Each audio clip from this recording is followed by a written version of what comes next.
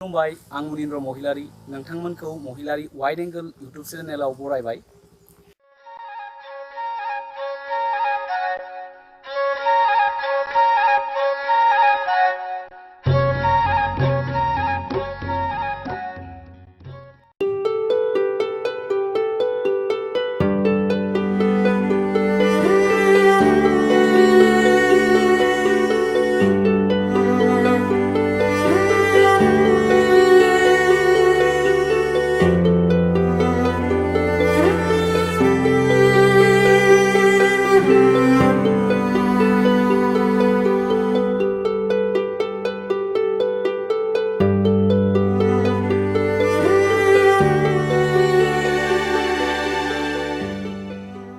दिनैनि बे blog video आं नोंथांमोननो दिन्थिनो लादों बाक्सा डिस्ट्रिक्टनि जोबोर मुंदांखा धोरोमारि जायगा बेनो जाहैबाय मैनापुखुरी।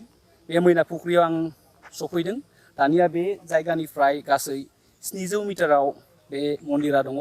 बे मन्दिरा भुटान हादरनि जा हाजो बेवहाय इन्डिया आरो भुटान बर्डारनि गेजेराव दङ।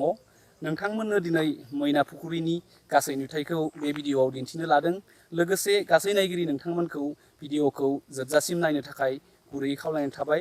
मानो होनोब्ला बे भिडिअनि गेजेरजों आं दिनै मैनापुखुरीनि गासै नुथायखौ दिन्थिनो लादों। लोगोसे नोंथांमोना बे 2019 आरो 20 मायथाइयाव बे धोरोमारि जायगायाव दावबायथिंफैनो थाखाय मोजां जागोन ना जाया, लोगोसे कमिउनिकेशना माबायदि, बे भिडिअआव गासै डिटेल्सखौ आं नोंथांमोननो होगोन। थ' बिब्दिब्ला मैनापुखुरीनि बे हाजोसिम दावखोनोसै। आं नैबे दुखानसिम फैदों। लोगोआव आंजों 3 लोगो दङ। बिथांमोनाबो बे धोरोमारि जायगायाव मैनापुखुरी मन्दिरसिम सिबिनो थाखाय खायसे गोनांथि जानाय आइजें आइलाखौ बायदों। लोगोसे आंबो लागासिनो दङ। गासै लोगो नोंथांमोन, जोङो मैनापुखुरीनि हाजोसिम गाखोलांगासिनो दङ। गासै सिंनिफ्राय 800सो मिटार गोजौआव बे मन्दिरा दङ। जोबोर गोजौ। नोंथांमोना जुदि बेसिम फैयोब्ला सेंग्रा लोगो नोंथांमोना जुथा गानबो। गोबां अन्थाइफोर गावलाब गावसि दङ। लामाया थिग नङा। आंजों लोगोसे बिथांमोनाबो दंफायो। जों दा थांगासिनो दङ। लोगोसे गासै नुथायखौ दिन्थिलांगासिनो दङ। नोंथांमोननो गाहायथिंजायनि नुथायखौ दिन्थिदों। लामाया मोजां नङा, दासिम पिच जायाखै। जानो हागौ बे कनस्ट्राक्सन सोलिलांगासिनो दङ। जोबोद समायना नुथाय। नोंथांमोनाबो बेवहाय सम लानानै बेरायफै। स' लोगोफोर, मैनापुखुरी हाजोसिमनि नैबे गिबि सिरिया स्टार्ट जाबाय। बेवहाय सिरिनि सुबिदा खालामना होनाय जादों। लोगोसे आं बे सिरिनि हेफाजाबजों बे मैनापुखुरीनि मेन मन्दिरसिम थांगासिनो दङ। लोगोसे बेवहाय मोननै लामा खालामना होदों, मोनसेया फैनायनि, मोनसेया थांनायनि। नोंथांमोना नुनो मोन्दों गोबां धोरोमारि बर' आइजोफ्रा नैबे मैनापुखुरीसिम फैदों। गासै नायगिरि लोगो नोंथांमोन, दानिया जों सिरिनि सेकेन्ड स्टेपसिम फैगासिनो दङ।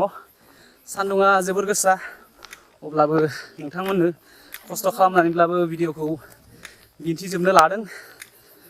मोनसे इम्परटेन्स टिप्स होनो नागिरदों। बेवहाय फैयोब्ला नोंथांमोना दै आरो जाग्रा मुवाखौ लाबोखा।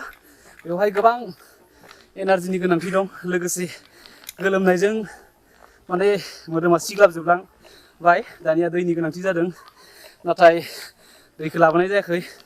अब्लाबो नाजानोसै। थ' फाइनालि जों नैबे मैनापुखुरीसिम सफैबाय। नैबे मेन गेटआ। नैबे गेटनिफ्राय जोङो जुथा सेन्देल बेखौ लांनाय एलाउ गैया। जों गासै 900 मिटारसो गोजौआव बे मैनापुखुरीसिम सफैबाय। लोगोसे गासै जोङो आसामनिफ्राय 200 फुटसो गोजौआव जों दङ। दा मैनापुखुरीनि गासै नुथायखौ आं दिन्थिनो लादों। लोगोसे गोबां धोरोमारि सुबुङा बेवहाय थुबुर जादों। दिनै सानडे, बेनि थाखाय गोबाङानो बेवहाय धोरोमारि सोमोन्दोजों फैदों, खायसे फेमिलि लाबोदों। थ' गासै नुथायखौ नोंथांमोना नायलांबाय था। मन्दिराव हाबलांनायनि गिबियावनो जोङो आथिं आखाइखौ सुस्रांनानै गोथार खालामनानै लानो सानदों। बेवहाय नैबे सारायाव दैनि फेसिलिटि खालामना होदों। नाथाय मोनसे मिथिनांगौ खोथाया बेनोदि गोजौ जायगा नालाय बेवहाय दैनि जोबोर आंखाल। बेनिखायनो गासै धोरोमारि सुबुंफ्रा जाहाथे दैखौ नाङाबालानो बाहाया, गोनांथिखिनिखौल' बाहायगोन। लोगोसे नैबे मैनापुखुरीनि मन्दिरा। दानिया बेसिम थांनानै आं नोंथांमोननो गासै नुथायखौ दिन्थिलांनो लादों। गिबियावनो आं आथिं आखाइ सुस्रांनानै गोथार जानानै लाग्रोनोसै। गासै नायगिरि लोगो नोंथांमोन दानि आं मैना फुख्रिनि मेन जे गाहाय मन्दिर बेसिम हाबबोबाय। बेवहाय गोबां गोदो गोदाय समनिफ्रायनो मोनसे फोथायनाय दङ बे मैना फुख्रिसिम फैनानै जा बिथांमोना गोसोनि जा लुबैनाय बेखौ इसोरनाव बोर बियोब्ला जाफुङो होनना बुंदों। जोंबो बेवहाय इसोरनियाव आरज गाबगोन।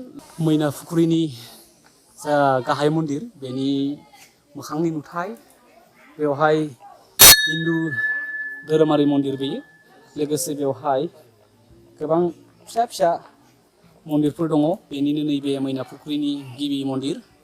दानिया आं गिबियावनो बेवहाय खुलुमनानै आरज गाबनो लादों।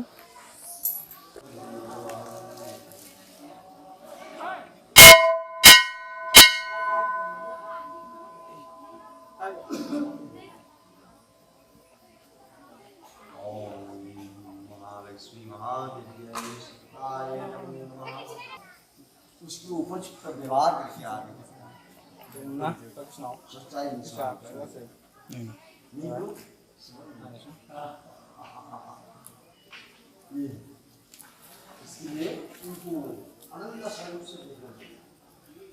दानिया आङो मैना फुख्रिनि गाहाय मन्दिरखौ खुलुमखांबाय। दानिया बे मन्दिरनि सोरगिदिं गिदिंनो मोनसे जायगा बानायना दोननाय जादों। बेवहाय खेबथाम खायसेया खेबबा खायसे सातबार बेबायदि गिदिंनानै बे मन्दिराव सिबिफैयो।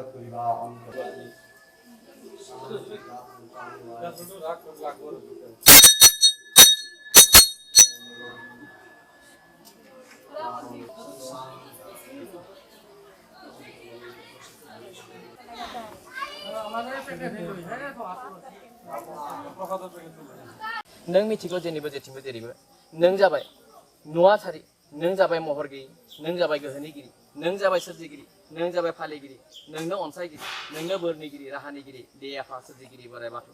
नोंनिनो सोरजिहोनाय नैबे आनला सुबुं सिबियारि जिउ फिसाफ्रा नों आफा सोरजिगिरि बोराइ बाथौखौ। नैबे मैना फुख्रिया जोंनि बाक्सा डिस्ट्रिक्टआव दङ।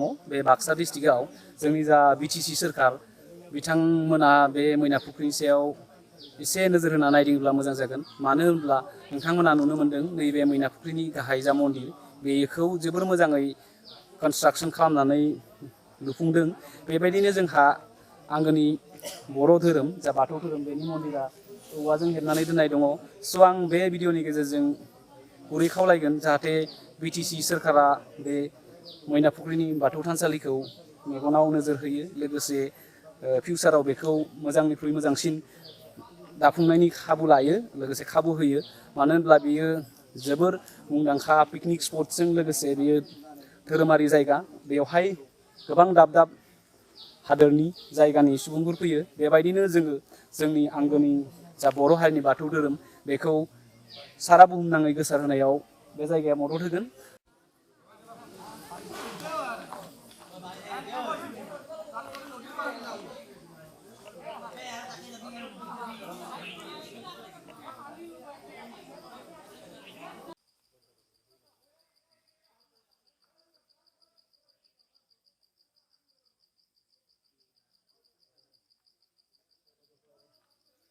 गासै नायगिरि लोगो नोंथांमोना केमेरानि उनथिंजाय नुनाय नैबे फुख्रिनि मुङैनो मैना फुख्रि मुं मोनदों।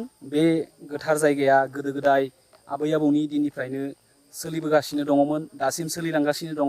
लोगोसे दासिम बेवहाय गोबां धोरोमारि सुबुंफ्रा धोरोमनि फारसे धोरोमखौ नायदिंनो धोरोम सिबिनो फैयो।